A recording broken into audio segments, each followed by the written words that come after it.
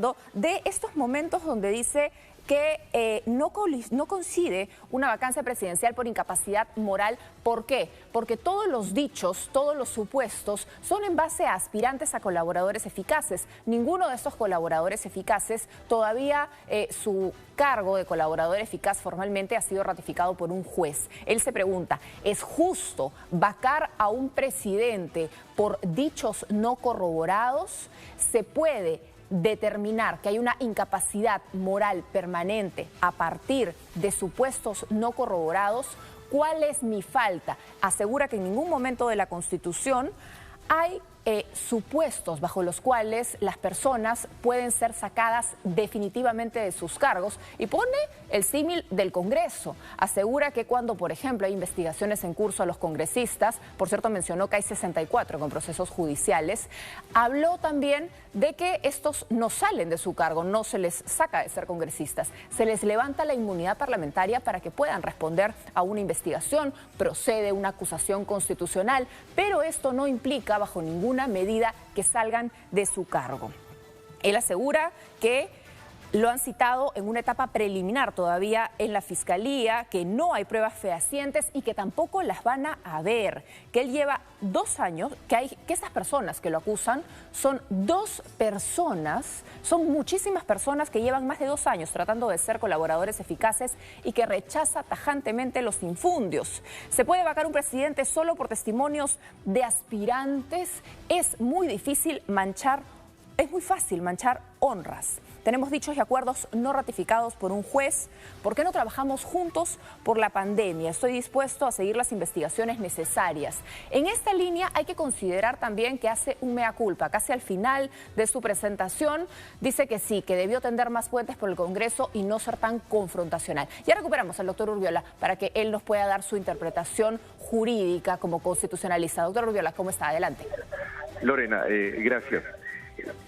Bueno, para responder su pregunta, efectivamente, y como usted bien lo ha mencionado al inicio de su intervención, el presidente, en primer lugar, se ha ocupado de señalar el marco en el que se presenta esta moción de vacancia, es decir, la referencia a la crisis sanitaria, a la crisis económica, social y política que es la consecuencia de esta epidemia, precisamente con el propósito seguramente de señalar que la decisión que toma el Congreso es una decisión realmente importante en estas circunstancias. Creo que esa ha sido la intención del presidente de iniciar con su intervención recalcando el tema de la pandemia.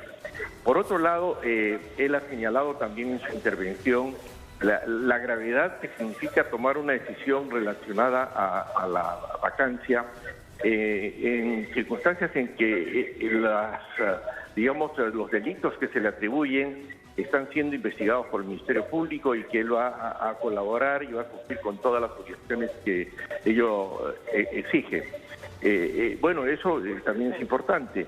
Y también ha señalado el presidente que esta decisión que toma el Congreso tiene que ser una decisión soberana, pero al mismo tiempo muy consciente de los efectos negativos que pueda tener a futuro, teniendo en cuenta las elecciones y todos estos aspectos de administración de la crisis sanitaria y de la crisis económica. Ahora, es cierto también que el ordenamiento constitucional sobre la declaración de vacancia permite una interpretación bastante amplia por parte del Congreso para clasificar qué cosa es una permanente incapacidad moral. Sobre todo porque el tribunal todavía no ha resuelto la contienda competencial que se presentó hace 2 meses y que hubiese permitido en todo caso determinar los parámetros bajo los cuales se podría interpretar una permanente incapacidad moral. Como no existe esa interpretación, tenemos que estar a lo que está vigente en este momento. Doctor, Sí, dígame. Yo le pregunto, justamente, de alguna manera pareciera, y lo escuchábamos la primera vez que se debatía la moción de vacancia, que hay una disociación en la idea, porque el presidente y sus abogados siempre dicen no se puede utilizar el mecanismo de vacancia presidencial como una forma de control político, como si fuera una interpelación a un ministro. Sin embargo, desde el Congreso, ellos sí consideran que es un proceso político perfectamente válido. Sí, lamentablemente no hay una limitación en ese aspecto. Tal como está normada la declaración de vacancia y con los antecedentes que existen en la constituyente, tanto del 79 como en la del 93, pareciera de que la tendencia es a una calificación política. Pero también hay que tener en cuenta que aún esa decisión política que está librada a la existencia o no de la votación que requiere y al criterio que pueda tomar las mayorías en el Congreso, en ningún momento se puede tampoco prescindir del debido proceso, ¿no? Para poder evaluar los hechos a fin de que estos encajen con lo que podría interpretarse como una permanente incapacidad moral. Entonces, y ahí entramos en esa defensa del presidente. Él asegura que no se está respetando su debido proceso porque en ningún artículo de la Constitución se toman decisiones definitivas a partir de supuestos. Así es, eso es lo que ha mencionado, e incluso ha mencionado de que si algún congresista estuviese, como de hecho hay muchos que están involucrados en investigaciones, sobre los cuales no se podría tomar una decisión digamos, de destitución o de suspensión en la medida en que no se hayan comprobado esos hechos. Incluso se ha referido a situaciones de congresistas, quizás con el propósito de ver de que la actitud del Congreso no se ajusta a un razonable debido proceso. No miden a todos con la misma vara. Exactamente, ¿no? Esa parece que ha sido la intención del presidente, y por otro lado, también parece que políticamente puede surtir algún efecto el hecho de que él haya prescindido de la defensa técnica, ¿no? Doctor, hay un tema que también me hace ruido en medio de este proceso de vacancia, que sí, es un mecanismo constitucional permitido, pero de alguna manera al el presidente no tener vicepresidentes, el poder recae sobre el Congreso, un Congreso que sí en su mayoría va a ir a elecciones, va a participar del proceso. No siento que está equiparado el contrapeso de poderes. Bueno, sí, habría una alteración en el equilibrio de poderes, pero no por el hecho de que el actual presidente del Congreso asuma la presidencia de la República, sino por su vinculación con un partido que tiene una fuerza más o menos mayoritaria, no determinante, pero una representación parlamentaria numerosa, ¿no? Que podría quizás influir incluso en el proceso electoral que ya está en curso.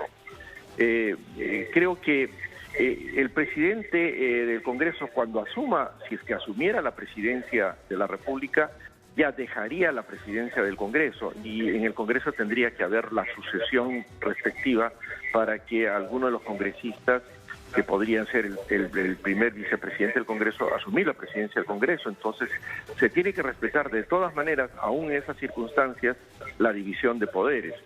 Pero probablemente la vinculación con el partido político que ha llevado al señor Merino a la presidencia del Congreso y sus pretensiones para las próximas elecciones podrían hacer dudar de que va a existir imparcialidad y estar frente a la posibilidad de interferencia, ¿no? Doctor Rubiolo, yo le pregunto porque, por ejemplo, en la Constitución están previstos muchos mecanismos para evitar excesos y que el sistema se vuelva o muy presidencialista o muy congresal.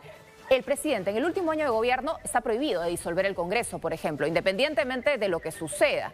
Sin embargo, el Congreso sí puede tomar medidas que involucran directamente al presidente. No estamos allí yendo nuevamente a un posible abuso desde el legislativo.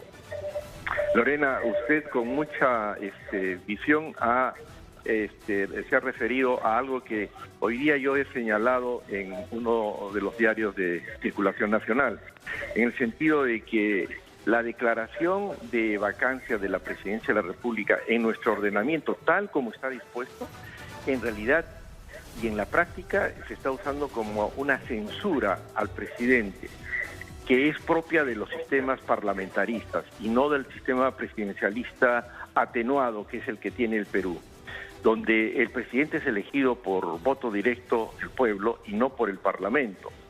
La censura a un jefe de gobierno, como ocurre en los sistemas parlamentaristas, España, por ejemplo, la hace el Congreso y destituye al presidente de gobierno, pero eso es propio de los sistemas parlamentaristas donde el presidente de gobierno es elegido por el Congreso también. Como Pero sería el Reino Unido, por ejemplo. El Reino Unido y lo mismo España, ¿no es cierto? Entonces, yo creo que aquí se está produciendo, como usted lo ha percibido con mucha claridad, se está produciendo un desequilibrio en el sistema de pesos y contrapesos que debe existir en todo sistema democrático. En cierta forma, la balanza en la práctica, ante la ausencia de una fuerza parlamentaria que le permita al presidente tener una representación parlamentaria, se está, digamos, inclinando hacia el Congreso de la República. Y nos está generando estas situaciones de confrontación que no permiten que tanto el Ejecutivo como el Legislativo se aboquen al manejo de la cosa pública en bienestar del pueblo. Y tengamos que estar en todas estas situaciones. Claro que sí. Muchísimas gracias, doctor Urbiola, por haber conversado con nosotros, por haber dado su análisis a partir de la defensa ejercida por el presidente Martín